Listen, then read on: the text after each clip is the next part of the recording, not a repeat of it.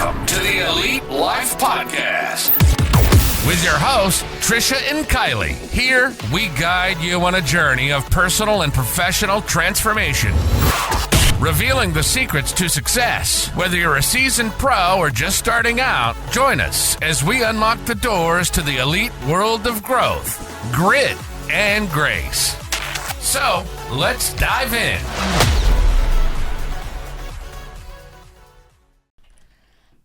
Welcome, friends, to another episode of the Elite Life Podcast. I am going to regret that little head shake when I watch this in the future. Okay, so Trisha's still getting her poop in a group. I am Kylee, and today we are going to walk you through the art of negotiation and mastering the deal. And when we were putting this together, we were like, I'm in a place right now where Trisha's coaching me, and she's like, what is one area in your business that you want to work on? And I said negotiating, because I'm too nice. And I overthink. And so we wanted to put this together because I figured, you know, if I need help with this, there have to be other people out in the world who need help with this too. And the tips and tricks we're going to walk you through today are things that don't just apply to business, but you can apply them with your husband, with your kids, and any relationship where you want to get your way.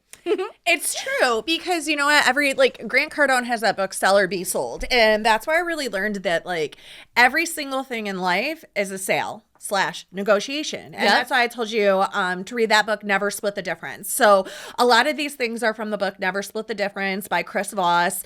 And like Kylee said, you can apply it to real estate, you can apply it to relationships. Your kid doesn't want to put their shoes on in the morning and go to school. Guess what?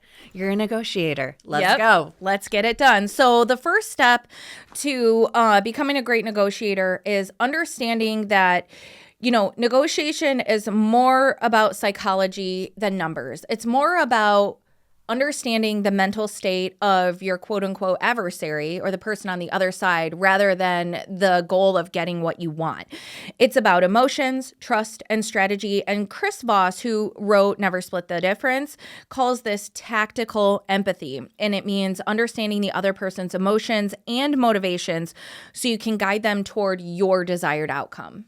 Yeah. And you know, that starts with listening. This is one of the first crucial things that I had to embrace. It's a skill, baby. It is. And I will tell you, a great negotiator doesn't just talk, they listen. One simple action step, and I'll actually do two. So first they talk about using a 3-second pause after someone speaks, because that makes them feel heard, and it often prompts them to reveal more. So when I know that I'm in a conversation where A, somebody's calling to complain, B, another agent's calling me to negotiate, or C, emotions are high and I'm in, some sort of relationship speak, whether it's with my husband or my kids or an agent or Kylee or anybody, I'm going to let them talk. I'm going to see that they're done, and I'm going to wait for 3 seconds. Another thing that I have to do is a physical cue. So I have to actually, often you'll see me physically put my hand over my mouth to remind myself to let the person talk. I actually did that with our first guest today on the podcast, because we record all of our episodes in one day, and he was an actual literal rock star, so he's super used to talking and being on the show, and usually me and you are like blah blah blah blah blah blah blah blah, and we wanted to fangirl out so hard. Yeah, I wanted to hear every single second of his story. So if you ever see the YouTube of it, go back and watch it, our interview with Taylor Roberts, you will see me physically putting my hand over my mouth or on my face to remind myself Shut up. Yeah, I have all these things I want to add in and I want to respond, and I'm thinking about I need to be quiet and listen and hear first. And some of the things, it was after we were done with the show, I talked about, but I didn't want to ruin the story. I didn't want to ruin the vibe. And same with negotiations. You don't want to ruin your leverage power by jumping in and going ba ba ba ba ba ba ba. And this can be in speech or in email. The other day, you were negotiating on a deal, and instead of me following what I normally follow, which is pause, respond later, I was like, this is time sensitive. I'm going to go out and respond. And what do I end up doing? I end up waking up at 5 o'clock in the morning, and the only thing I can think about is my respond to the email and like da da da da da da da da. And I'm like, dude, I should have done what I normally do and wait till the next day, because let it marinate, blah, blah, blah, be strategic, and then attack it then. So there's power in the pause, and remember, processes over emotions. Pause no matter what. Pause on the email, pause on the conversation, pause on the emotions, and let that ruminate and let them feel heard, right? Yeah. And you were emotional, which made me emotional, and then we responded too quickly when if we would have done what we normally do and we just pause and let our strategy play, things may have ended up differently. In this case, they wouldn't have, but there is power in the pause, whether it's verbally or email. And the other thing I want to circle back to that you said was when you pause, you're letting them, number one, you are absorbing what they're thinking. So to them, they're like, okay, they're absorbing what I'm saying, they're taking it in. But also, you're giving them an opportunity to fill that gap, because people do not like awkward silences. And so they will often fill that by revealing more information or adding on to it. And so when you take those few seconds to pause after they're done speaking, it gives you more power, because you are looking like you are actually, again, like Trisha just said, they are feeling heard. And the other thing, it just gives them an opportunity to just talk themselves into a circle or into less leverage than they initially had. Does that make sense? Yeah, absolutely. I mean, like, we can think about it, like, let's give a little quick real estate example. Like, say you're negotiating with a seller and like they won't budge on price, but like this is the best offer that they're going to get. We know this, right? But sometimes people, they get a number stuck in their head For whatever and reason. instead of arguing, because when we argue, that makes an adversarial, right? Like, now it's me versus you. We don't want that. So instead we say, like, okay, it sounds like you really value this home and want to make sure you're getting the best deal. What do you think is the biggest challenge in accepting this offer? So that opens the door for them to share their real concerns. And now you have some leverage and a better understanding, because you let them clarify. Because usually it's not, like, anger is a secondary emotion, right? So usually it's not what they're saying is the actual problem. There's a problem beneath the problem. Usually it's fear. Yeah. Yeah. Like, I'm afraid we're going to miss out on a better offer, or I'm afraid, their FHA is not going to get approved, or whatever it is. And so asking those additional questions does allow them to fill in those blanks. Yeah. Right. Yeah. Okay. So number 2, we're going to talk about this technique called mirroring. And this is one thing that I really love. Yeah. It is something I am putting in the back pocket for sure. So what you're doing is you're repeating the last few words of what someone says. So this makes them feel understood and encourages them to keep talking. And we learn this from Never Split the Difference by Chris Voss. And as I'm reading this, I'm taking all the notes. Yeah. So, for example, it says, if your buyer says, I just don't think this home is the right fit, you say, not the right fit? And they say, yeah, I mean, the layout isn't what we're hoping for. And you say, the layout isn't ideal. And then they can continue to explain more things about the floor plan that they don't like. So this can work in several different aspects. Like, the one that he gives in the book is this girl is working this job and her boss always asks for extra copies, which creates a week's worth of extra work. And so her boss comes by and was like, oh, I saw you finished your meeting. I'm going to need you to make 2 copies of all of the everything. And she goes, you need 2 copies? And he goes, yeah, we need one for me and one for the client. And she goes, the client asked for a copy? And he goes, well, no. So I need at least 1 extra copy for our office. And so that allowed her to really explore what this guy was looking for and what he wanted. In the end, he just said, just scan everything in, Yeah. And that's important, because sometimes people are, like you said, there's a secondary reason why, and you may be able to just eliminate this whole situation altogether. So like another thing he talks about is like labeling. So identify their emotions.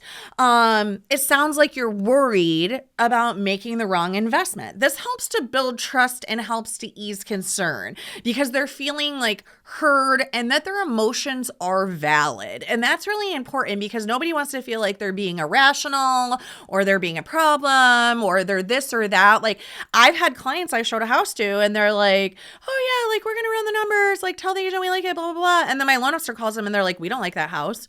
And I'm like, why didn't they share with me that they don't like that house? Obviously, you have to take like personal responsibility for if people aren't sharing with you. You're not asking enough questions. They're not feeling listened to and heard. So you have to take that in and take personal responsibility. And then the next time that you interact with them, ask them more questions about them. Like I just sit and reflect on that showing and I'm like, maybe I talked like too much about myself because I just came out of something that I was doing. Like I just came back. That was the clients that I had you show while I was in Ironwood. And they were like, oh, how was the trip? Well, when I go to try and play hockey in Ironwood, I'm like really excited and passionate to talk about that, right? So then I did a lot of the talking instead of what I would normally do, which is asking questions. And listening. Yeah, and listening. So I didn't pick up on the normal cues I would have picked up about because they started me on something I'm passionate about talking about, which is hockey and my kid. And I exited my usual process, and that's where the problems come in. So making sure that you are mirroring, which is what I normally would be doing, and labeling, identifying their emotions, and asking their questions, right? And I use labeling a lot with Kaya. So what happens is I hear from the other end of the house, that's my blah, blah, blah, give it back, blah, blah, blah, blah, blah. And my girls it's like World War III in the backside of the house. So I come in and I send Casey to her room and I get Kaya in her room and she is like full of rage. She is my emotional extremist. And so I'm like, tell me what happened. Well, she came in my room and took my blah, blah, blah, and she's got my blah, blah, blah. And so I say, what I'm hearing is that you don't like it. So we're not actually fighting about the thing. I say, what I'm hearing is you don't like that Casey came into your room without permission and took XYZ. Well, yeah, we have a rule. You don't come into my room without permission. This is my room. Okay, so now I know that I'm not breaking up a fight over a Barbie or a pencil or a piece of paper. I'm addressing Kaya's feelings about feeling invaded by her sister. So being able to label those things and asking questions and just simply asking, what happened? You know, I've had that situation with relationships. So like I've had a mom who was like ghosting me, like a friend mom, and she was not letting her kids come play and whatever. And it was 2 straight weeks and I could feel the tension. So I was just like, hey, I haven't heard from you. Hope everything's okay. And she's like, yeah, I've been processing some stuff. And I'm like, what happened? So then that gave her an opportunity to bring up something that had happened 2 weeks ago, which I thought was a minor thing. To her, it was mind altering. It was such a big deal. So I was able to say, okay, what I'm hearing is this is what happened. This is how it affected you. I'm sorry. And then I presented a solution. Okay, so the next time you guys come over, we'll do this instead of that. Yeah. And I think that what you did there was so important because what we don't want to do is be like, why would you make such a big deal out of something so little? Because what we need to remember and understand is different people have different life experiences. And so they see things through different lenses. So if when I was a kid, XYZ happened to me and that was traumatic and nothing like that ever happened to you before, then, you know, hearing the Ice Cream Man's music to you might be super fun and exciting because you get ice cream. And I think of like some kid that like threw my bike on the ground and beat the crap out of me while the ice cream man was going by, you know? That is actually exactly what happened.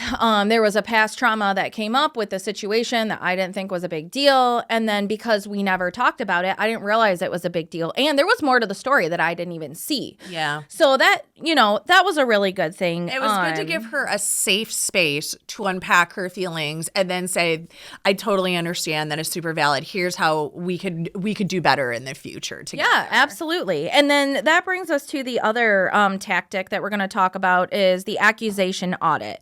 So we're acknowledging potential objections, maybe before the client or the friend or someone brings them up. So, like the situation we were just talking about with, with buyers, it's like, I know you might feel like this offer is too low. Like if your sellers are like, hey, this offer is too low, blah, blah, blah. And then you explain, here's why it makes sense. So you acknowledge their feelings. Hey, I hear you. You're saying this offer is too low. I understand that you might feel it's too low.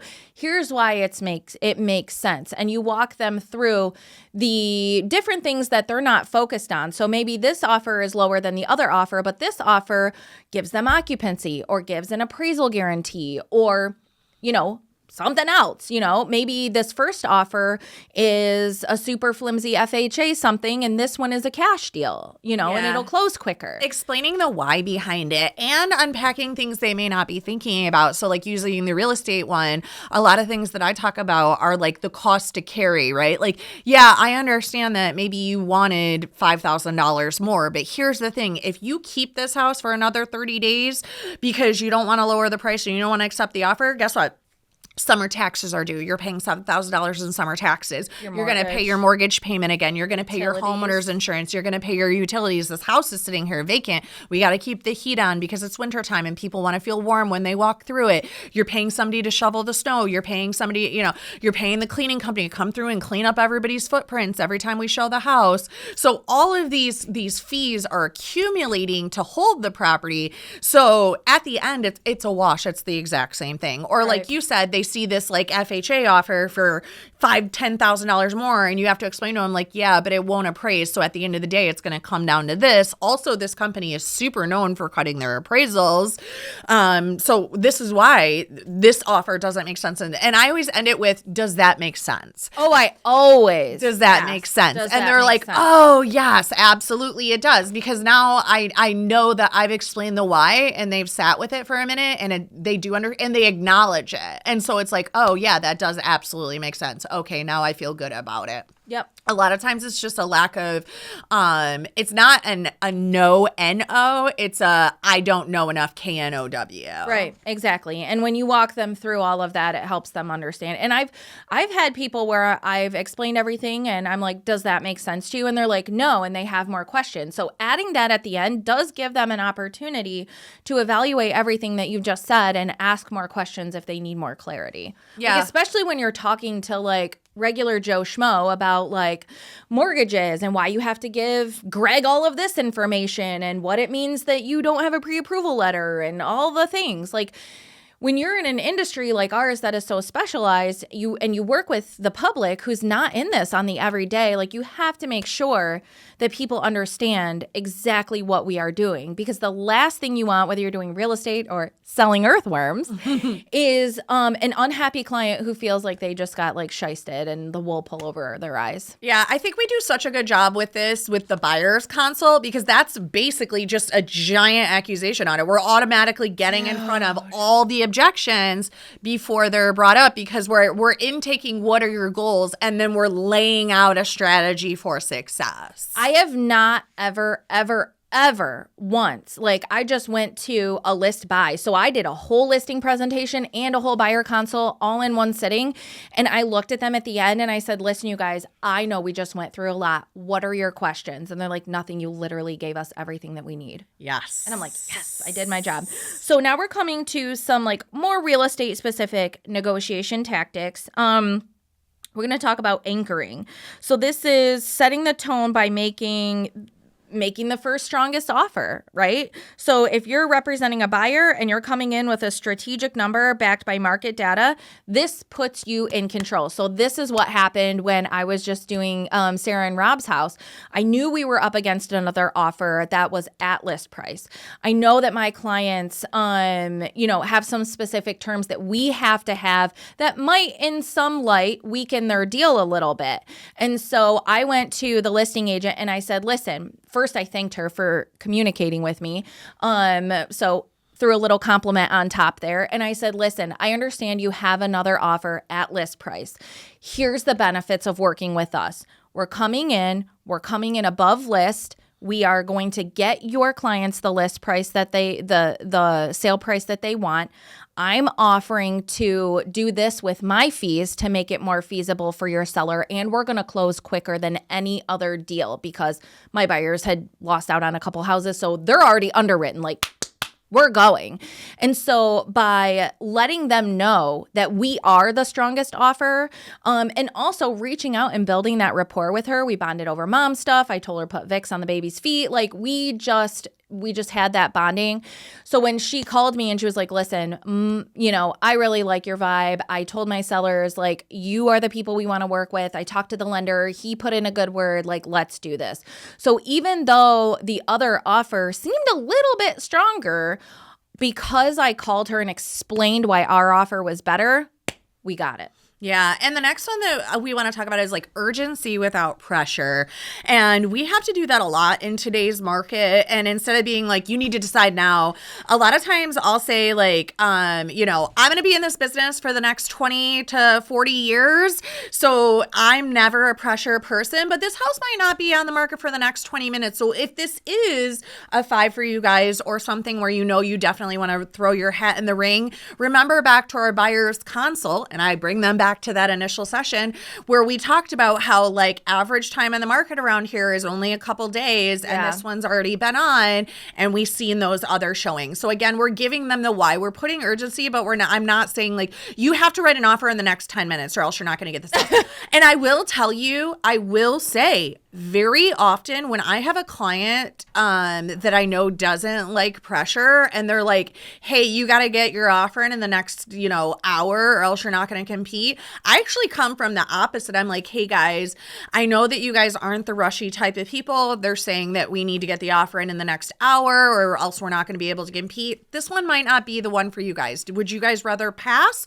or do you want to take a shot at trying to put it together that quickly? Yeah. And so I really like come from it with that like empathy standpoint of like, I know that this is uncomfortable for you guys and I'm totally down to completely pass. But if you want to, I can definitely make this happen. I do the same thing. I tell all my clients because like I have a saying like you can throw a rock and hit a realtor, but not all agents are created equal, right? And I tell all of my clients, sellers, buyers, I'm like, I'm not a high pressure saleswoman. I don't like it. I've been in those positions before and I've been put in those positions before. I said, but my job is to be honest with you. So for example, if we're seeing a house and they're calling for highest and best, I am going to tell you, hey, you guys, if you guys want to put your name in the hat on this house, we got to get this done before 5. Otherwise, we'll just go look at something else. So same thing. It works every time. Yeah. And I like this third one that they're talking about, which is they call it the flinch. So when a number's thrown out, like react slightly, whether it's a pause or a surprised expression, like that. Really, this is mine. This is oh. Okay. Yeah. I've utilized this a lot, like at inspections when the buyer's dad starts, like I'm like literally like picturing in my mind sitting like, at this inspection. Shut up, Joe. Yeah, and this dad is sitting here talking, and the client who I had already went through a buyer's consult with him, I helped him to understand all of these things, and the dad's going on and on and on and on and on, and like I look at him, and he's like, well, my house is around the corner. I've lived here for blah blah blah years, and I kind of like looked at him, and I'm like, okay. All right. And I'm like, and Joe, remember when we sat at the buyer's consult and I told you that when we have a home inspection, they're all going to say XYZ, which is what they're pointing out right now. And he's like, yeah. And I'm like, okay. And you bought your house how many years ago, Dad? Okay. And I'm like, 50. And what do you do for a living again? Do you do home renovation? I don't remember what you had said. No, I deliver tools. Okay. All right, cool. So with all that being said, Joe, are there any deal breakers for you right now? Because from what we're talking about, you could move into this house and not have to do anything to it for the first couple of years. Are you comfortable with that? Yeah. Okay, cool. All right, moving on, right? So like I used a few pauses and a few of those moments for them to kind of like let that stuff settle in, because what Dad's saying isn't invalid, but it's 60 years later. You are not a home renovation specialist. I already discussed all these things that they would and probably could come up, that they could and probably would come up. So like, you're totally valid. But again, Do you want, like, you've been looking at houses online forever. We've looked in person quite a lot, and this is the one you picked. So do you want to let it go by for things that we already know would happen, or do you want the house, you know? And I was like pretty nervous, and then I seen him like sitting with his fiance, and she's like, I really want this house. And I'm like, I'm just going to stand here quietly because I don't need to say anything more. Nope. You know? Shut up, My Trisha. job here is done. If I would have kept filling, that could have went completely different. Yeah, so really quickly, the few next tactics, I like this one, that's right. So we summarize their perspective so well that they say, that's right. And it makes them feel heard and opens them up to your suggestion. So if you're in a situation and someone is like, blah, blah, blah, blah, blah, and you say, okay, so what I'm hearing is, blah, blah, blah, blah, blah, and they're like, that's right. And then you say, okay, well, remember when we talked about this in our buyer consultation and we said this would happen, or I explained how the appraisal works and what happens next? Yes. Okay. So that's what's going to happen next. Yeah. This next one is one I told you to use the other day. So when everything is like stalled, I said, what would need to change? What terms and conditions would need to be there for this to work with you? Yeah, so I sent that out, and she was like, absolutely nothing. My people are just at work. And I was like, good. Okay, great. Yeah. Wonderful. I can breathe again. What would need to happen for this to work for you? What terms and conditions will we need to meet for your seller to feel comfortable signing this offer? Absolutely. Absolutely. And then this last one before we wrap up, when you're dealing with stubborn people, instead of pushing, just kind of like what we just talked about, ask, what's most important to you in this deal? And so this often will reveal negotiable areas. And so, for example, you know, if you're dealing with sellers and they're like Trisha just said, oh, this offer is too low. You say, what's most important to you? Holding on to this house and dealing with all of these expenses while we hope for another offer to come in, or taking this offer now and being secure that we have an offer under contract with a secure buyer and moving forward. Love that. And I think that's important if you are in real estate. Always ask that in the listing appointment. Because if you're starting to talk about how fast you can do something and they don't care about how fast, they really care about having a family move into the house or something of that nature, which we have to follow fair housing. So don't use that example. But again, you need to know what's most important to them, or else you could be completely presenting on something they don't care about. Yeah, you could be selling something they don't want. Yeah, and then they hire somebody else because you were talking about how fast you can get it moved, and they don't care about how long it takes. They're not in any rush to move. Yeah, they want to make sure that someone, the buyer, is going to absolutely love the property and live there for 1,000 years like they did. Yeah. So real quick wrap, practice mirroring and labeling in every conversation. When negotiating, pause, let the other party speak first, and always seek to understand their emotions before making your move. Absolutely. And don't forget that negotiation isn't about winning or losing. It's about creating the best outcome for everyone involved. Okay. So just keep practicing, put these tools into play at work, at home, in your personal relationships, and you are going to find that you win more often. Everybody can win. We can both win at the same time. Like Michael Scott says, win, win, win. You win, I win. It's wins all around. So the best thing that you can do to make sure that you keep winning is hitting that subscribe button. Okay, you guys, right. We really, really love that you join us every Thursday because we drop fresh content here on the Elite Life. So make sure you come back next week for more Elite Life. Bye. Thank you for joining us today on the Elite Life Podcast with Trish and Kylee. Don't forget to share this episode with a friend so we can keep delivering you more fantastic insights on grit, grace, and growth. Stay connected with us on Instagram and Facebook, where we'll keep the ideas flowing to help you build a life you love and leave a legacy you can be proud of. Until next time.